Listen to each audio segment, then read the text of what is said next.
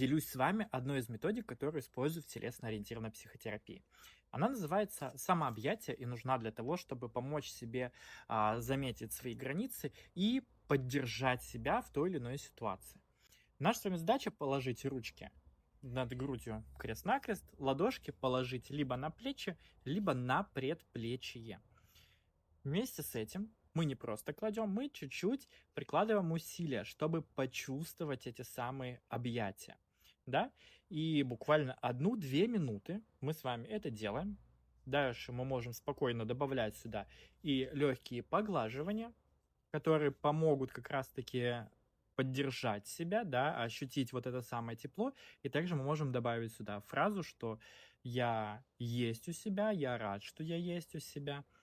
И сконцентрироваться, конечно же, на дыхании своем, чтобы вы могли в полной степени ощутить эту самую поддержку. Пользуйтесь!